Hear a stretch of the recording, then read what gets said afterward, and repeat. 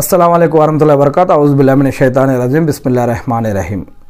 ఇస్లాంలో ప్రవక్త ముహమ్మద్ సల్లల్లాహు అలైహి వసల్లం గారి ద్వారా అల్లాహ్ సుబ్హానహు వ తఆలా మనకి కొన్ని ప్రార్థనలు నేర్పారు. దాంట్లో ఒకటి అల్లాహుమ్మా ఇన్ని అస్బహతు ఉష్హిదుక అనేటువంటి ఒక దువా ఉంది. దీని యొక్క అర్థం వచ్చేసి, ఓ అల్లా, నిన్ను సాక్షిగా చేస్తూ ఉదయం నేను గావించాను, అలాగే నీ హర్షును మోస్తున్న వారిని, నీ మలాయికలను మరియు నీ సమస్త సృష్టిని సాక్షులుగా చేస్తూ నిశ్చయముగా నీవే అల్లావు, నీవు తప్ప ఆరాధనకు అర్హులు లేరు అని, నీవు ఒక్కడివేనని, నీకు సాటి ఎవరూ లేరు అని, మరియు ప్రవక్త ముహమ్మద్ సల్లల్లాహు అలైహి వసల్లం నీ యొక్క దాసుడు మరియు ప్రవక్త అని, సందేశహారుడు అని నేను సాక్ష్యమిస్తూ ఉన్నాను అని దీని యొక్క అర్థం.